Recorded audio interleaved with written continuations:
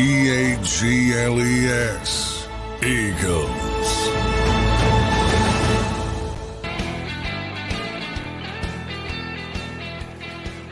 What is up, everybody? Welcome in to another Philly Sports Power Hour with your boy, Bill Colarulo, on this wonderful Football Friday. Can't forget about our Phillies either. It's going to be a great weekend, hopefully, for Philadelphia sports fans. This is really the best time of the year. I used to, when I was a kid, I'm sure you guys too, used to love the summer. You'd get out of school, you'd be off all summer playing with your friends. But now that we don't get off in the summer anyway, the fall has to be the best time of the year. You got, hopefully, October baseball, and you have our Philadelphia Eagles coming out to a 4-0 start. So today, I want to focus really heavy on the Philadelphia Eagles Week 5 matchup against the Los Angeles Rams, talk about the offense, talk about the defense, who has the different advantages. I see all you guys in the chat. I appreciate all of you. Some of you are saying, when did this show start? Who's this guy? We rolled it out on Tuesday, was the first Philly Sports Power Hour, and we are going to be coming to you every single day at 10 o'clock for an hour, talking all things Philadelphia sports. But my go-to, what I love the most, is our Philadelphia Eagles. So it'll obviously be very heavy on the Philadelphia Eagles. I also host the Legal Hands to the Face show, which is all Philadelphia Eagles talk. That's usually every Monday night right here on the JAKIB Sports Network. So guys, hit that like button, hit that share button. The more Philadelphia sports fans we can reach, the better. And I want you guys to engage so that we can talk. And I see Heinous the Anus. The Bears choked out the Commanders last night, and I wanted to talk a little bit about that before we get into our Philadelphia Eagles. I look at everything through the lens of a Philadelphia Eagles fan, and I'm sure you guys do too.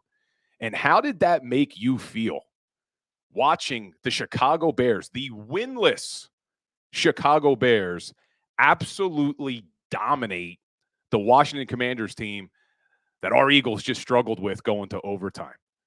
The Bears put up 451 yards of total offense against that Commanders team. How does that make you guys feel after watching our Philadelphia Eagles struggle a little bit? Now, let me talk you guys down a little bit, because you always have to remember, in the NFL, it's a game of matchups. It is a week-to-week league. You've heard the cliche, but didn't make me feel really good going to bed last night thinking, man, that winless Bears team dominated the Commanders, but the Commanders looked like a different team. They were obviously up for that Eagles game. They looked flat. In fact, minority owner Magic Johnson came out, had some harsh things to say on Twitter about his Commanders team. So we will see. Miss Chris 6375 had DJ Moore on the fantasy team. You're probably going to win this week. Probably going to win this week. I think in my league, he had 68 points. DJ Moore. So if you have him in fantasy, good for you. I see you. Chwiz, good to see you. Timothy Walker, Brian Johnson's play calling is affecting the game. We're going to talk a little bit about that when we get into the offense. Eric R., one would say the Bears were able to do that after what we did to the Commanders. Very true. Very true. Our Philadelphia Eagles offense played pretty well against the Commanders, obviously put up a lot of yards. We saw the best game of Jalen Hurts this season. So that's also a possibility as well. So you got to take it with a grain of salt. It's a week-to-week league. And with all that being said, the Philadelphia Eagles have a big opportunity this week to go 5-0 against this Los Angeles Rams team. I do think this is going to be the toughest matchup that the Philadelphia Eagles have had in this young season. It's not going to be easy going cross-country to L.A. to play this Rams team who isn't playing bad. They're 2-2. Their offense is putting up a lot of yards. Their rookie, Puka Nacua, doing some unbelievable things that's never been done before in the NFL. And somehow, their defense is playing well when looking at the stats. But I am not sold on that Rams defense. So we're going to get into all of it. But I see all you guys in the chat. Hit me up. Let me know any questions you have. I want to hear your opinions on this game. Philadelphia Eagles offense, who has the advantage? Eagles defense, who has the advantage? The guy I went against in fantasy has Fields and Moore. It's safe to say my 4-0 streak is coming to an end. Eric R., you may be right, man. I don't think you're going to be able to win this week. It's going to be a tough one if you're going up against Fields and Moore, but that poor guy hasn't done much probably until this week. But let's jump right in. Let's first talk about the matchup between the Philadelphia Eagles offense and Los Angeles Rams defense. And at the end of the show, I want to give you guys my predictions. So stick around and comment your guys' predictions for this week as well.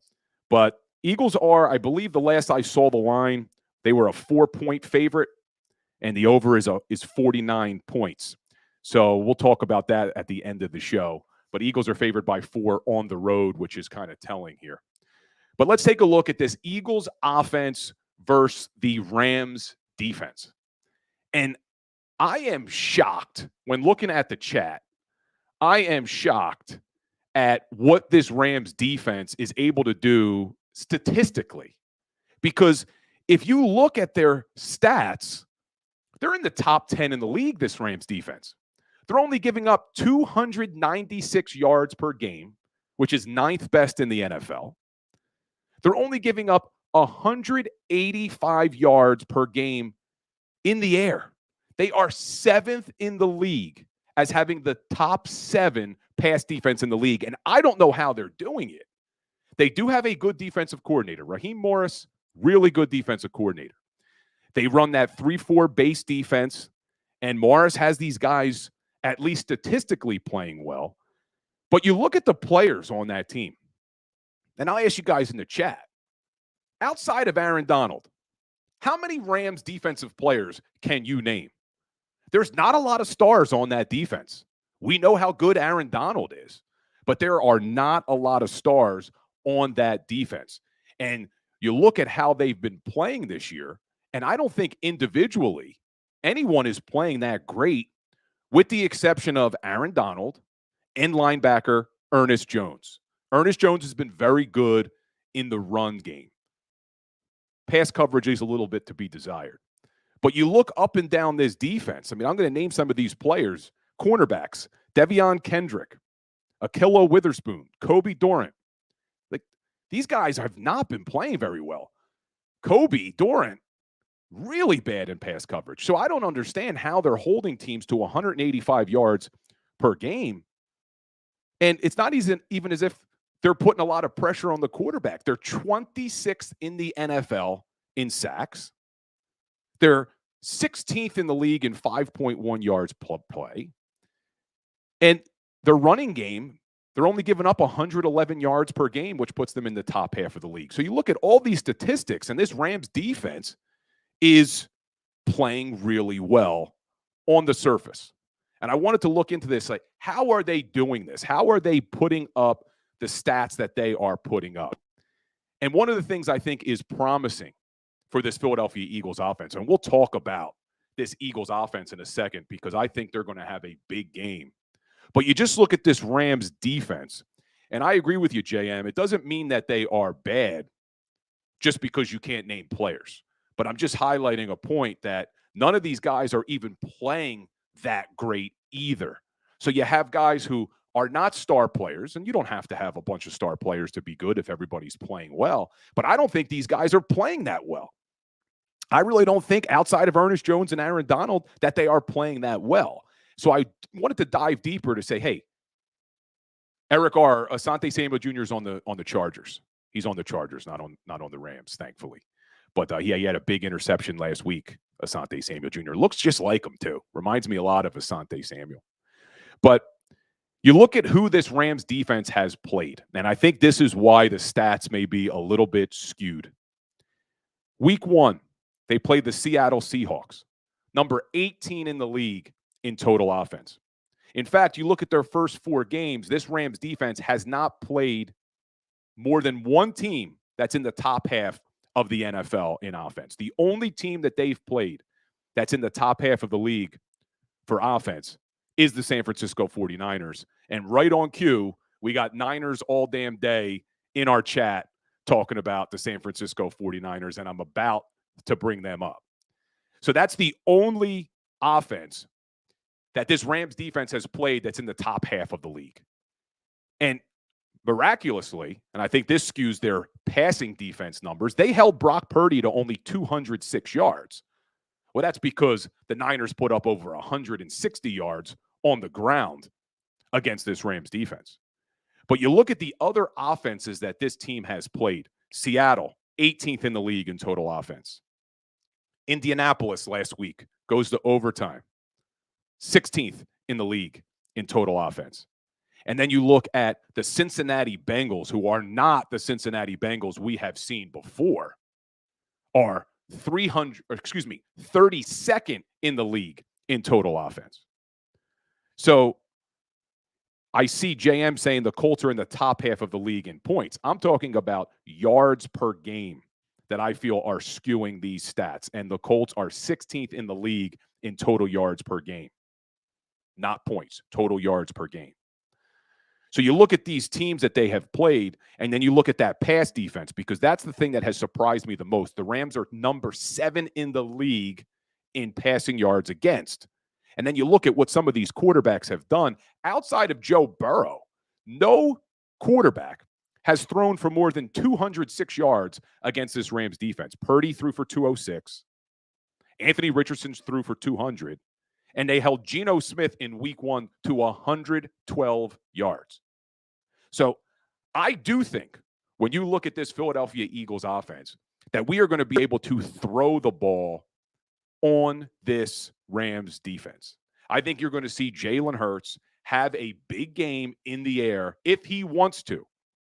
If the Philadelphia Eagles decide that that's how they want to win this game. Because I also think that this Philadelphia Eagles team will be able to run the football if that's how they choose to play their offense this week. And I really think it's going to depend on what the Rams sell out on trying to stop. We've talked about it before. Take what the defense gives you. Well, if you look at this Rams defense, if they're going to sell out to stop the run, Jalen Hurts is going to have a big game. But I think they're going to have a hard time stopping the run. And we know Philadelphia Eagles, number 2 in the NFL, averaging 165 yards on the ground per game. And they're averaging 4.7 yards a carry. And then you look over at this Rams defense, who has Aaron Donald, who has Ernest Jones at linebacker, who are playing well against the run. They're only giving up 111 yards, 14th in the league. But if you look a little bit deeper, this Rams defense is giving up 4.4 yards per carry, which drops them to 23rd in the league. And that is why, if the Eagles want to run the football this week, I think they're going to be able to run the football. 4.4 yards per carry is not a good number. So although they're not giving up a lot of total yards on the ground, yards per carry has been a problem for this Rams defense. But there's a big question mark on this Philadelphia Eagles offense this week. We don't have our right guard. Cam Jurgens still in a walking boot. So we're going to have Sua Opeta, who played really well when he got his opportunity last week against the Washington Commanders. But a little bit different going up against Aaron Donald this week. So that's a big question mark. Can this Philadelphia Eagles offense continue to run the football as well as they've done it in the past with a new right guard replacing Cam Jurgens? Because Cam Jurgens has played well. And curious, you guys in the chat, how impressed have you been with Cam Jurgens being able to make the transition from center to right guard almost as seamlessly as he did this offseason? I was hopeful. If you follow me on Instagram, Legal Hands to the Face, I was doing videos all summer about how I was hopeful that Cam Jurgens was going to be able to do this. He's athletic enough. He's strong enough. He knows how to play his leverage well, that he was going to be successful at that right guard. But you just don't know until he does it. And I thought he's done a really nice job there at right guard. But he's out this week. Sua Opeta, I agree with you. Wine Niners Wine. Great name, too. Wine Niners Wine. That Opeta did a lot better than you expected. He really did. He came in that Commanders game and made the most of his opportunity. And that's what I'm seeing that I'm really liking about this team. You've heard the old cliche, next man up. Happens a lot. But you look at some of the injuries this team has had. And we'll get to the defense in a second. And I see the question there about will Roby play. We're going to talk about the defense in the next segment. But as we're talking about the offense, players that have had to step up have stepped up. Olamide Zaccheaus really impressed me stepping in for Quez Watkins. And Quez may be healthy this week. And let me ask you guys in the chat. Quez looks like he's going to play. Who are you giving more snaps to at that wide receiver 3? You putting Quez back in there, or you rolling with OZ? What would you guys do? I want to hear in the chat. Would you go with Olamide Zaccheaus as your wide receiver 3 this week, or are you going with Quez Watkins if he's healthy? I'm going to tell you how I feel about it. I think you got to stay with OZ, and I don't even think it's a question. I think this offensive staff needs to stay with OZ. And in the summertime, I was doing a lot of videos on this, that I wanted them to bring in a wide receiver to compete with Quez Watkins for that third wide receiver position. And the reason why was what we've seen out of Quez Watkins over the last 3 years. And I see Niners Wine saying it's Quez for sure. We need his speed down the field to open up for the other 2. Well, here's the problem with that. And this is why I had such a problem with Quez Watkins at the wide receiver 3 position. You look at what Quez did in 2020 as a rookie, only played 6 games, but he averaged 15.1 yards per reception. Pretty good. You look at him in 2021, he averaged 15 yards per reception. Really good. So now you got 2 years where Quez Watkins is averaging 15 yards a catch. So now he does do that, hopefully, Niners Wine. Open it up for the other 2. Well, you bring A.J. Brown in here, and you expect Quez Watkins' opportunities to drop off a little bit. Now you have A.J. Brown and Devontae Smith. You don't expect Quez to get as many opportunities. He's not going to have as many catches. He's not going to have as many yards. But what bothered me so much last season is we saw his yards per catch drop from 15 yards per reception in the first 2 years all the way down to 10.7. That's a problem. If he's supposed to do what Niners Wine is saying he's supposed to do, which is open up for the other 2, keep those safeties honest back there, blow the lid off of the defense, 10.7 yards per reception is not going to cut it. And in addition to that, we saw too many missed opportunities from Quez Watkins. Not only the mistakes, missed opportunities, drops in big moments. And I don't have to remind you all of the biggest moment that I'm talking about. So you look at Olamide on the other side, and this is a guy who's averaged 14.4 yards per reception in his career. And he did it last year with some really up and down quarterback play in Atlanta. He had Marcus Mariota for a little bit, had Desmond Ridder, who I think is playing a little bit better this year, but was really up and down last year. So you look at Quez Watkins and Olamide Zaccheaus, and I don't even think it's close. And look what OZ has done in 2 games, 3 catches, 69 yards, and he's averaging 23 yards per reception. That's what I want to see from our wide receiver 3. I don't necessarily care how many catches he has or how many yards he has. It's the yards per catch. Make these defenses respect that wide receiver 3 so that it does do what Niners Wine is saying, opening things up for the other 2. And I see you guys in the chat talking about Dallas Goedert. And he's a guy we absolutely have to get going this week. It's been now 4 games where we have not seen Dallas Goedert involved in the passing game like he should be involved. And the problem is, some of it may be play design. Some of it may be play design by Brian Johnson and Nick Sirianni with with Dallas. Because I went back and looked at Dallas Goedert the last 2 seasons. And he's not necessarily that far off from his total receptions through 4 games like he was in 21 and 22. But it's, again, the yards per catch. They're not getting Goedert down the field. You look at Dallas Goedert in 2021, through 4 games, 13 catches. In 2022, 16 catches. So far this year, 13 catches. The catches aren't off, but look at his amount of yards.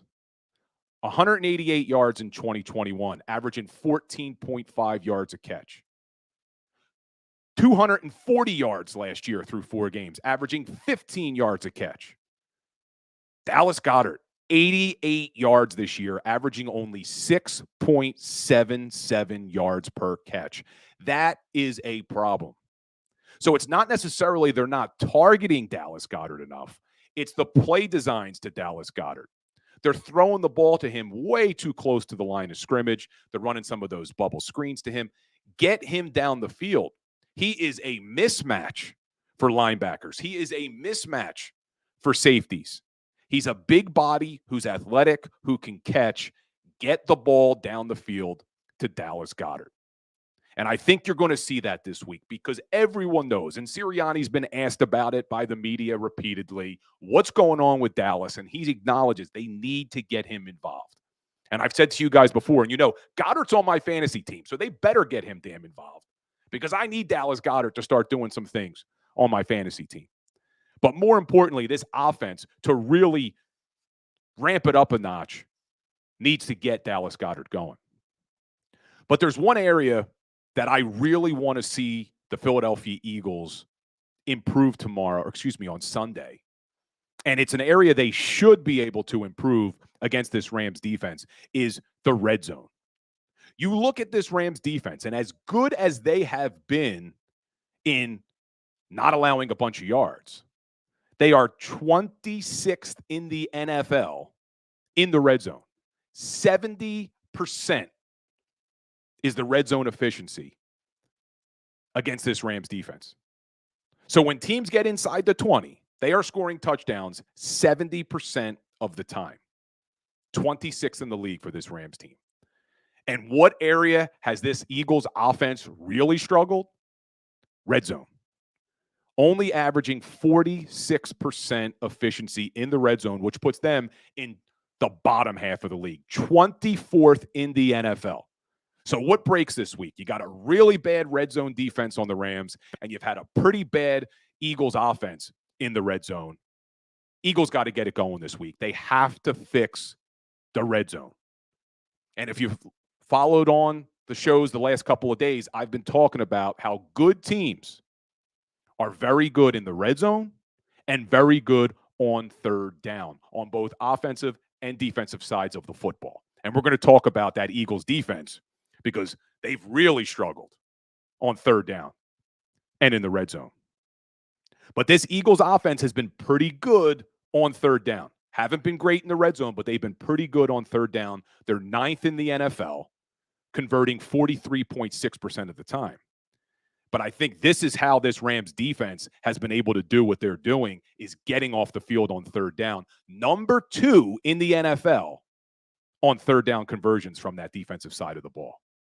So that is going to be an important battle. Those two areas, it's really strength on strength and weakness on weakness. Eagles have been good on third down. Rams have been really good on third down defense. Eagles have been bad in the red zone on offense. The Rams have been bad in the red zone on defense. That may decide your football game on Sunday afternoon. Good teams score touchdowns in the red zone. Good teams hold opposing offenses to field goals in the red zone. So these are things that I think the Philadelphia Eagles really need to focus on this coming Sunday. Red zone conversion is important. And not only for this game, we got to get our red zone going. You can't be in the bottom third of the NFL from an offensive perspective in the red zone. So, what do you guys think in the chat? Do you think this Eagles offense really gets it going this week against this Rams defense? Because we're going to talk about it in the next segment. We're going to need our Eagles offense. Eagles fans, we are going to need this Eagles offense to put up points because this Rams offense, pretty damn good. Pretty damn good. And it looks like they may be getting Cooper Kupp back full participant in practice yesterday. So we're going to talk about that. But we need this Eagles offense to really ramp it up. And they've started to. You've seen improvements every single week from Jalen Hurts. New England, he threw for 170 yards. Minnesota, he threw for 193 yards. Tampa Bay, 277. And then last week against the Washington Commanders, 319. So we've seen them on the right trajectory. They need to do it again this weekend because that Rams offense is going to put up points. And I think you're going to see a shootout here. And we'll talk about that in the next segment of what I think this Eagles defense needs to do to kind of prevent that from happening. But this is a game we need this offense. We need this offense to not only put up yards, but put up touchdowns in the red zone. That is going to be a big deal. But guys, we are going to take a quick 3-minute break. When we come back, I want to jump to the other side of the football and break down this Eagles defense and that Los Angeles Rams offense. So stay tuned, guys. We'll be right back. Go to get your game on. Go for the beers. Go for the cheers. Go for the hit and the hits. Go for the stakes and the stakes. Go to get your parlay on. Go to get your party on. Go for the scene. Go for the screens. Go for the gallery. Go for the win. Go to Ocean. Visit theoceanac.com to plan your visit. At Pond Lehocky, we've recovered billions of dollars for our clients, and we're confident we can do the same for you. With over 250 years of combined courtroom experience, we've helped over 100,000 injured clients obtain some of the largest settlements in Pennsylvania. One conversation is all it takes to help you and your family get back on track. If you've been injured in an accident, give Pond Lehocky a call. They're carving them up and good play calling along the way. First and goal at the 6.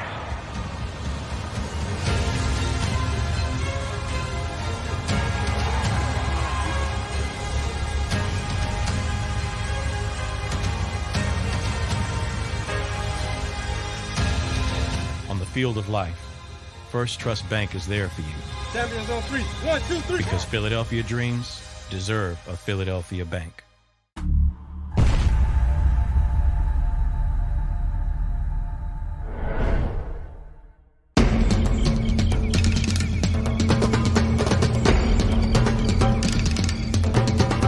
Staffing is not easy, but that's what we do every day, all day.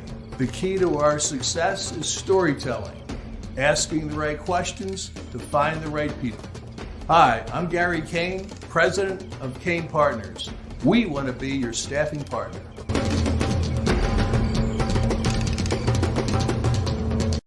Since 1977, it's always been about you, the community, at Rafferty Subaru. And through the Subaru Love Promise, we prove we care by supporting charities like So Good Now. So Good Now helps kids in under-resourced areas by connecting them with student athletes to serve as mentors. We remove barriers so athletes can help youth in the corners of our communities where light and love are needed most. When you choose Rafferty Subaru, you help organizations like So Good Now. It's all about you at Rafferty Subaru. Do you stream on a Roku, Fire Stick, Google TV, or Apple TV? Now you can watch 6ABC 24/7 with the 6ABC Philadelphia streaming app. And the big story on Action News? Search 6ABC Philadelphia and start streaming today. EAGLES, Eagles.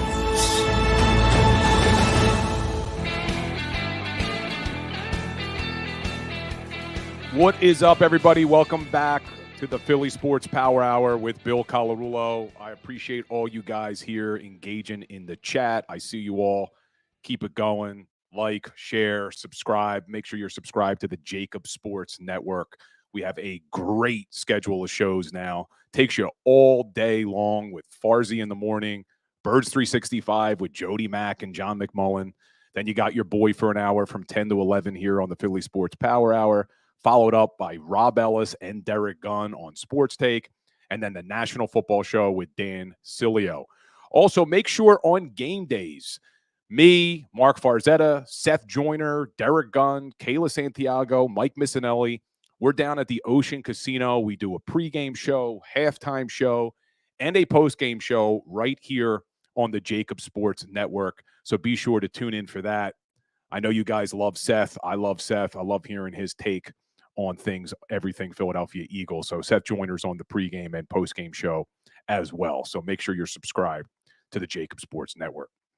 But we just talked about JM talking about the USS New Jersey. That is right. So last Sunday, normally we do our pre-post and halftime shows down at Ocean. But last Sunday, Mike Rubin, the Kardashians, about 100 celebrities rented out the gallery at the Ocean Casino where we normally do our show. So we had a pivot, and we did it on the Battleship New Jersey, which was a really, really cool experience. We had the backdrop of the city of Philadelphia. You get a great view of Philadelphia from there.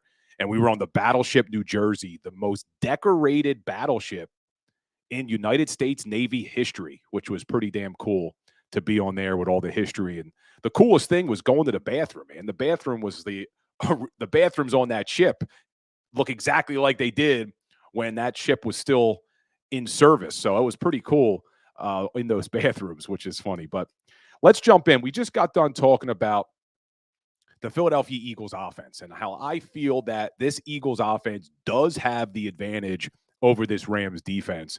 And obviously in the running game, this Eagles offense is going to have the advantage every game in the running game. I don't care who they're playing. They're just that damn good.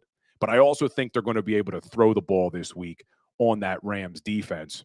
And then we talked about red zone and third down. But let's flip over to the Philadelphia Eagles defense going against this Los Angeles Rams offense. And I hate to admit it, but you got to give the advantage to the Los Angeles Rams offense. Very well coached. Sean McVay, Mike LaFleur comes over as offensive coordinator this year. They run a lot of motion, a lot of misdirection, and they are just offensive minds on that side of the football. And you know they've been watching film on this Eagles defense, and this Eagles defense has struggled to start the season. A lot of it is because of injuries. A lot of it is because of new personnel.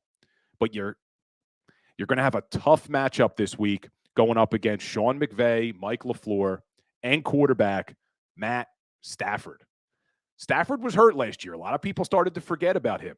He's a very good quarterback in this league. I know he's 35 years old, but he's playing very well to start the season. Number 2 in the NFL in passing yards, Matthew Stafford.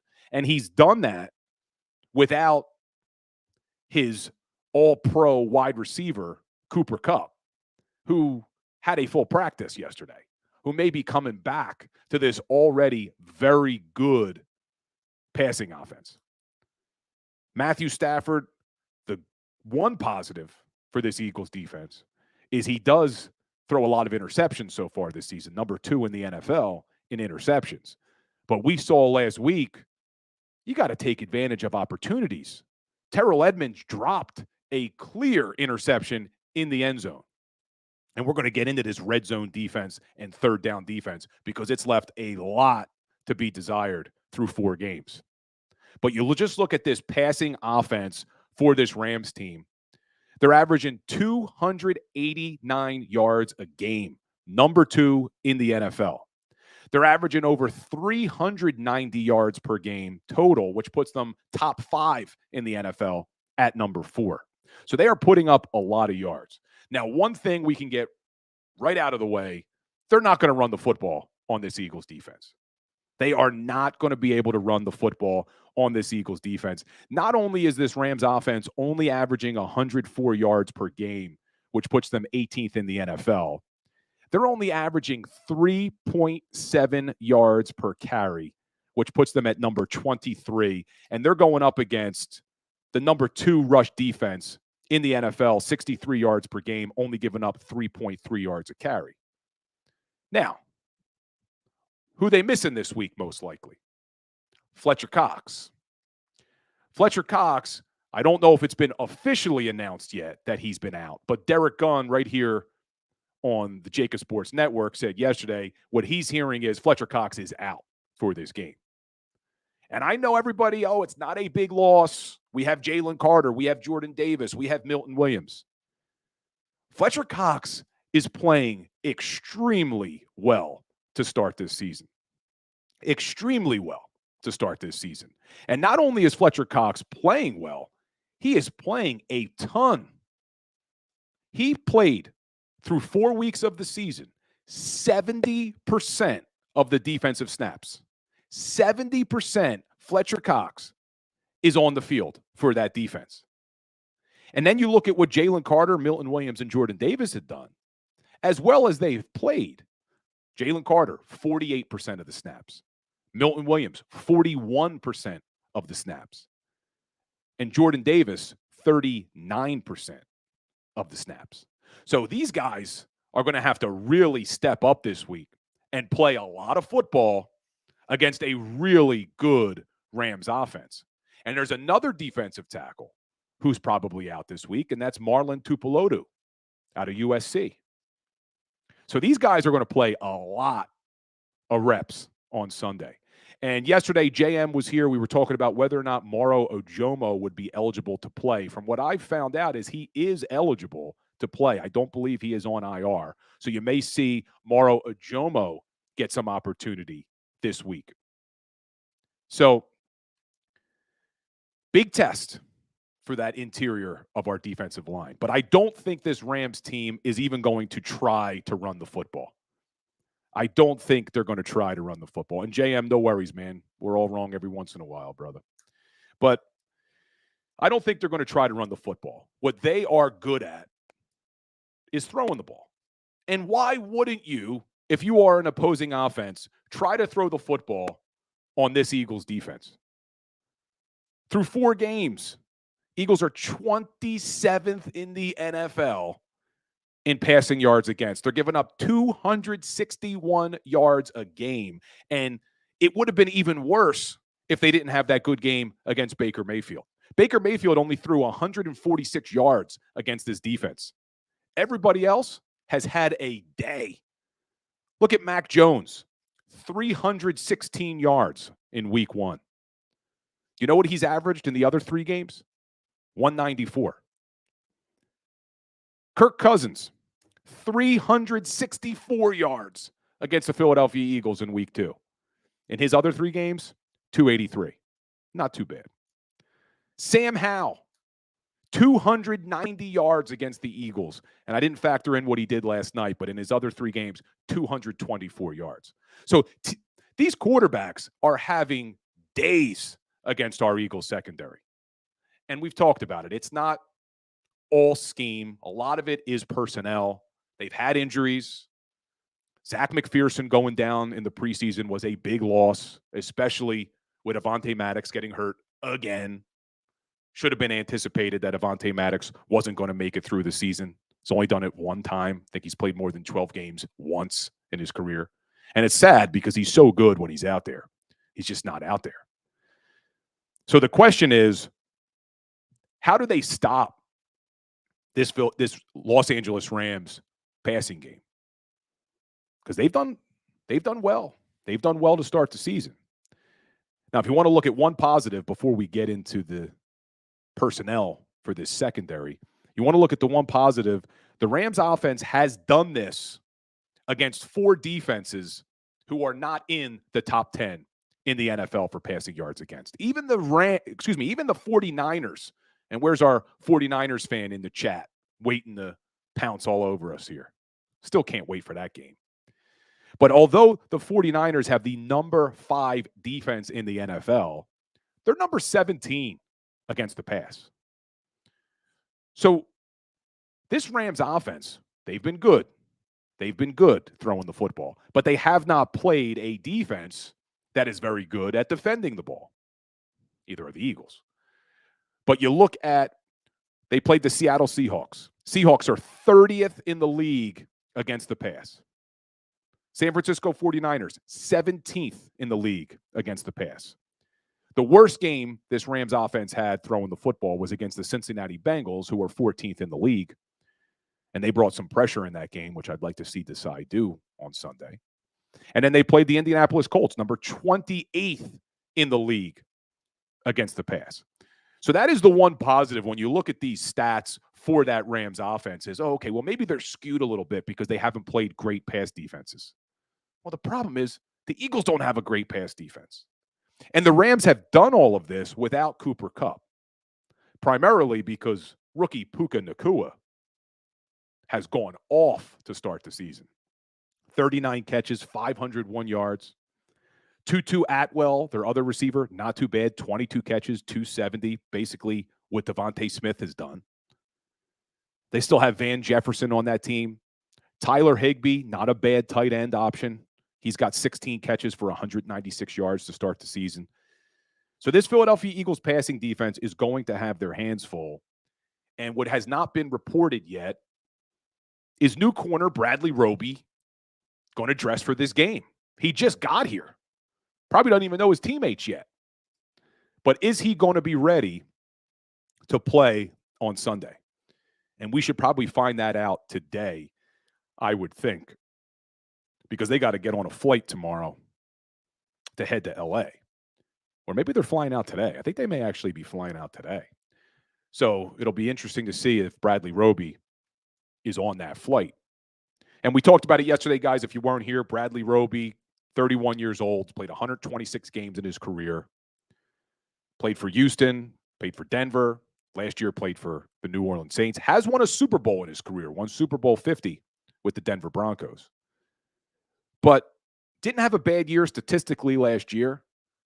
But if you look at Pro Football Focus, which I kind of like Pro Football Focus. I know some people don't think it's the Bible, but they do a good job of rating these players.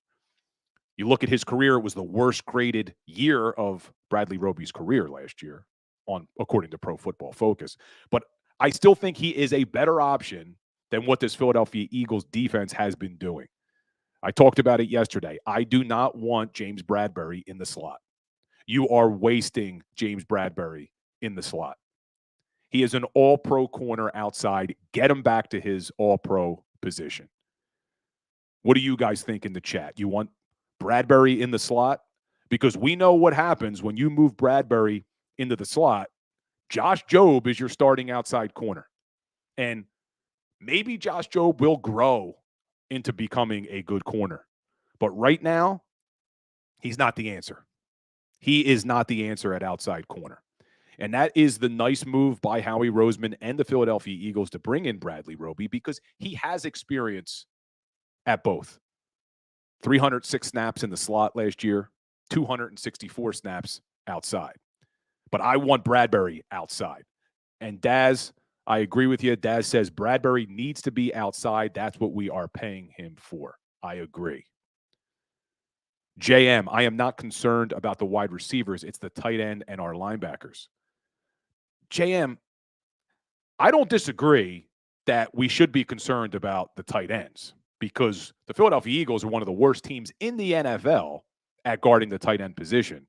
But going into a game against the Los Angeles Rams, if Cooper Kupp plays and what Puka Nacua has done his first 4 games in the NFL, we got to be a little worried about the wide receivers too. You can't ignore these wide receivers, especially with the way our secondary has played to start the season. But looks like a lot of you guys agree with me putting Bradberry outside. Although Anthony Kramer just weighs in, or excuse me, Wine Niners Wine weighs in. Bradberry in the slot and Jobe on outside is better than Bradberry outside and crap as nickel. It depends on who our nickel's going to be. And that's why I want to see them dress Bradley Roby. Let's see what we have in Bradley Roby. Because the trade deadline's a few weeks away. And if this team, which I think they do, has aspirations of going to a Super Bowl and winning a Super Bowl, our secondary needs to be a little bit better. We would have been fine if Zach McPherson didn't get hurt and Avonte Maddox didn't get hurt. I think things would have been okay back there. But the way this team stands right now, unless Bradley Roby comes in and is an absolute stud, I think Howie Roseman's got to make a move. I think he's got to make a move. And we're just talking about the cornerback position. You look at that safety position, that's another big area of concern I have for this team. Not Reed Blankenship. Reed Blankenship maybe the most underrated safety in the NFL right now, outside of Philadelphia. I think in Philadelphia, we all know and can see how good Reed Blankenship is at that safety position. But the NFL is going to learn real quick how good Reed Blankenship is if he keeps playing the way he's been playing. So I'm okay at that one safety position. It's that other safety position that really gives me concern. Terrell Edmunds, so far this season's played close to 70% of the snaps at that safety position. And I don't have a lot of confidence in him either. So Scott Chairs asking, is Sidney Brown playing? I hope so. I hope so. And we'll find out more today. He did practice yesterday. And Justin Evans as well looks like he may get the green light this week with his neck injury. Because I think either one of those guys, Justin Evans or Sidney Brown, is a better option than Terrell Edmunds at that safety position. But what I'd really like to see the Philadelphia Eagles do is get Sidney Brown on the field in nickel and dime situations. So even if you're not going to start Sidney Brown at safety, which I'm still hopeful he's going to grow into that position, but even if you're not going to start him at safety, get him on the field in your nickel and dime packages. Let's see what we have in Sidney Brown playing close to the line of scrimmage, in the slot, getting his hands and being physical with these wide receivers. And Keely Ringo, I see the question from Kawan about what about Keely Ringo. They obviously don't trust him yet. They have not given him reps on the defensive side of the ball. 0 snaps against the Washington Commanders for Keely Ringo. Same thing with Eli Ricks. 0 snaps for Eli Ricks. And they clearly have 0 confidence in Mario Goodrich. And I'm not sure how much longer Mario Goodrich is even going to be on this team when you look at the roster and things they need to do to make room for the addition of Bradley Roby. You may see Mario Goodrich get cut within the next few days. And I see Dan Kelly Green Burrito saying Edmunds is a good big nickel. Interesting. Try him in the slot a little bit. I'd rather see them go with Sidney Brown. I'd rather see what we have in Bradley Roby. But either way, other than maybe one or two of you in the chat, it seems like everybody is saying, hey, get Bradbury back outside. But regardless if you put Justin Evans at safety or Sidney Brown at safety, or even if Bradley Roby plays in the corner, this game on Sunday needs to be won by the way this team was built to win games, and that is along the defensive line. I know Fletcher Cox isn't playing this week, and that's going to be a big loss. But we need not only our interior of that defensive line to have a big game, creating interior pressure on Matt Stafford, but this is the game where we need our edge rushers to get after Matt Stafford and make a difference for this defense. It hasn't happened yet. Most of the pressure on the quarterback has come from our big four in the middle there: Fletcher Cox, Milton Williams, Jordan Davis, and Jalen Carter. This game has to be won on the edge from our Hassan Reddicks, Josh Sweat, Brandon Graham. I see you saying Nolan Smith. We will see. But we need our edge rushers to create pressure and get sacks on Matt Stafford this week. Our secondary isn't good enough to hold up without pressure. And I know this Philadelphia Eagles team, number 1 in the NFL in quarterback hurries. Surprising, because I think when you're watching the games, it doesn't pass the eye test that they're getting that much pressure on the quarterback. But they are number 1 in quarterback hurries. But they're 18th in the league with only 11 sacks. This is the game. If the Philadelphia Eagles are going to win this game, it's because our edge rushers are going to get after Matt Stafford. They're going to cause interceptions by creating pressure and make him make bad decisions. He's already thrown the second most interceptions in the NFL. Make him make bad decisions, and it's got to come from our edges. But one of the major issues, we talked about it on the offensive side of the ball. Our Philadelphia Eagles offense needs to be better in the red zone. Well, let's go to this Philadelphia Eagles defense in the red zone. They have been horrible in the red zone. And that is not an exaggeration. They have been absolutely horrible in the red zone. They are 28th in the NFL, allowing teams to score touchdowns 73% of the time in the red zone. 73%. This Rams offense has been pretty good in the red zone. Top 10 in the NFL, 61.5% of the time. That needs to change this week. This Philadelphia Eagles offense cannot let this Rams team score touchdowns every time they get in the red zone. And you look at that Washington Commanders game last week. Coming into the game, the Washington Commanders were 24th in the NFL in red zone offense. 24th. Philadelphia Eagles defense let them go 4 of 5 for 80% in the red zone last week. That is not going to cut it in the NFL as a Super Bowl contender when you're going up against some of these better teams. So I want to see that red zone defense really get better. Get off the field. Force field goals. And another big area, we just talked about this for the offense, and the same thing applies to the defense. Third down. Third down efficiency. Getting off the field as a defense on third down. Way too many times they're letting teams get first downs. They are 25th in the NFL on third down efficiency at 46%. Again, the Washington Commanders coming into that game were 31st in the NFL, converting only 26% of the time. The Eagles let them convert 47% on third down. You're not going to win football games if you don't get off the field on third down, if you don't hold teams to field goals in the red zone. And the same thing for our offense needs to convert in the red zone on Sunday.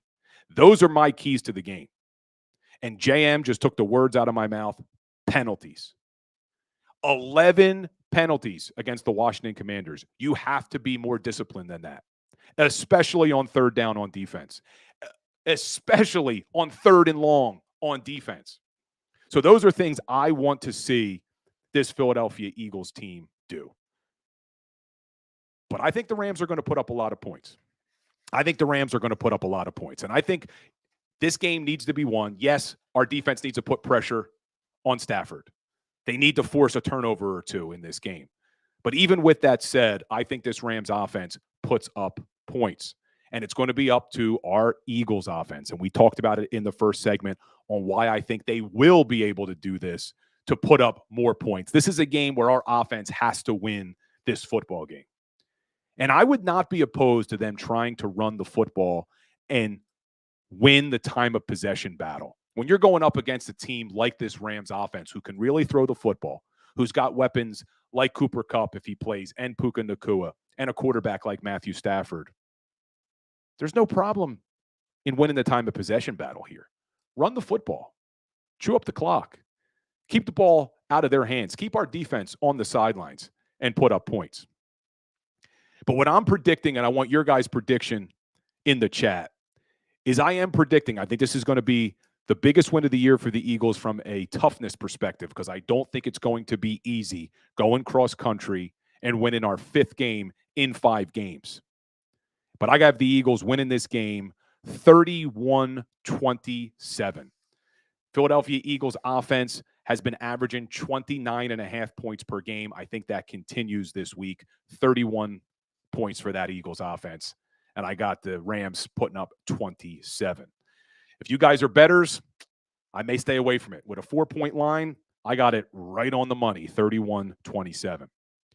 But we will see. And I see some of your predictions. I see a Twiz, 35-31. JM, 31-17. M. Reyes, 35-14. 32-22 from K1. So all of us have them putting up 30 points, and I think that's the play. And M. Reyes, 70-20 Eagles. I love it. I love it. We see you, Miami. We see you. But, guys, before we end the show, like I always do, just give you a little bit of today in history in professional sports. On October 6, 1927, New York Yankees slugger Babe Ruth hit his 60th home run, and that record stood for 34 years. So 1927, on October 6th, Babe Ruth, 60th home run First one in 34 years. Guys, I appreciate every one of you. Make sure you're hitting that like, that subscribe, that share button. Check out the JAKIB Sports pregame, halftime, and postgame show. You'll get me, Seth, D. Gunn, Mark Farzetta, Kayla Santiago, and Mike Missinelli. Let's hope we have a big win tomorrow from our Fightin' Phils and an even bigger win on Sunday from our Philadelphia Eagles. Appreciate you guys. I'll see you next week.